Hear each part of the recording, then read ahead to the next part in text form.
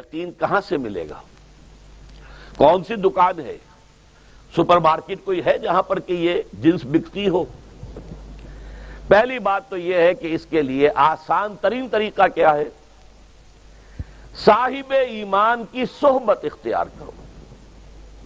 جیسے آپ بھٹی کے آگے بیٹھیں گے تو حرارت پہنچ جائے گی، آپ برف کی سل کے قریب بیٹھے ہوں گے ٹھنڈک پہنچ جائے گی۔ اگر صاحب ایمان ہے، کسی کے دل میں یقین والی بھٹی دہک رہی ہے، تو اس کے قرب سے آپ کے اندر بھی یقین پیدا ہو جائے گا۔ دوسرا طریقہ یہ ہے کہ شریعت کے احکام پر عمل کیے جاؤ، کیے جاؤ، کیے جاؤ، کیے جاؤ، اس عمل سے بھی یقین پیدا ہوتا ہے۔ یہ دو طرفہ معاملہ ہے، یقین سے عمل پیدا ہوتا ہے اور عمل سے یقین پیدا ہوتا ہے۔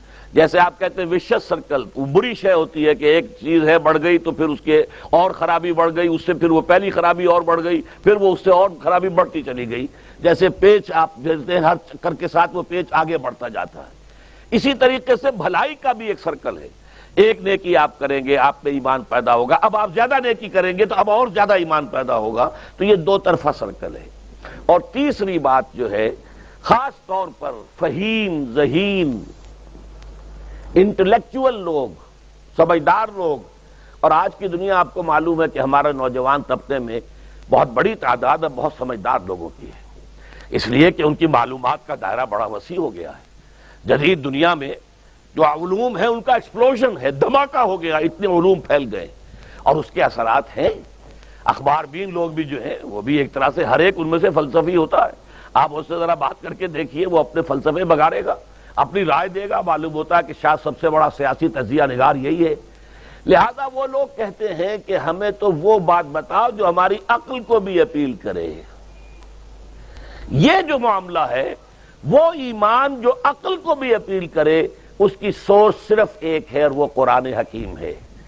مولانا ظفر علی خان نے ایک شعر کہا تھا بہت سادہ انداز میں، وہ جنس نہیں ایمان جسے لے آئیں دکان فلسفہ سے، ڈھونڈے سے ملے گی عاقل کو یہ قرآن کے سیپاروں میں۔ عاقل جو ہے، انٹلیکچول، ایک ہے عام آدمی۔ عام آدمی جو ہے صاحب یقین کی صحبت سے بھی یقین پیدا ہو جائے گا، عام آدمی عمل کرتا رہے گا اس سے بھی یقین پیدا ہو جائے گا۔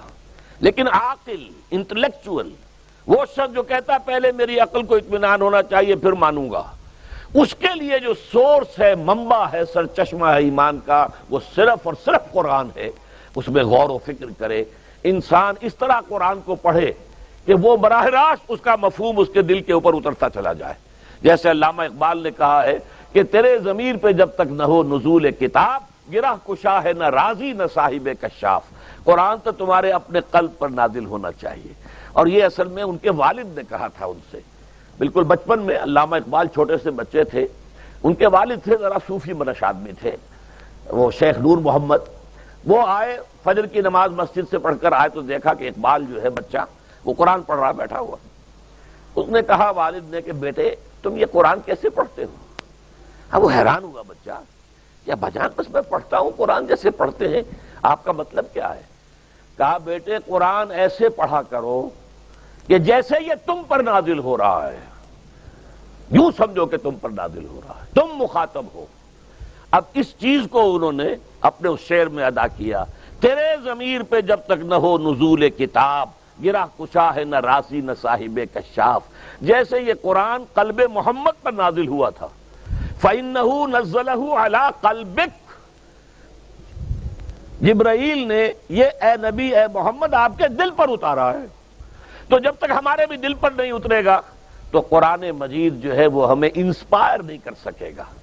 ترجمہ آپ پڑھیں گے، کچھ آپ کو معلوم ہو گیا اس کا مطلب یہ ہے، تفسیر پڑھا، اچھا جی ٹھیک ہے فلاں مفسر نے یہ لکھا ہے، فلاں نے یہ لکھا ہے، یہ معلومات تو مل جائیں گی، لیکن وہ اندر سے جو موٹیویشن ہوتی ہے، اندر سے جو جذبہ ابھرتا ہے، اندر سے جو ایمان جو ہے ایک چشمے کی طرح قلب کی گہرائیوں سے ابلتا ہے، وہ نہیں ہوگا۔ وہ اسی وقت ہوتا ہے کہ جب وہ انٹلیکچول آدمی جو ہے وہ کم سے کم اتنی تکلیف ضرور کرے کہ اتنی عربی سیکھ لے کہ عربی جو ہے قرآن مجید اس کے براہ راست قلب پر نازل ہو سکے، وہ ترجمہ نہ دیکھے۔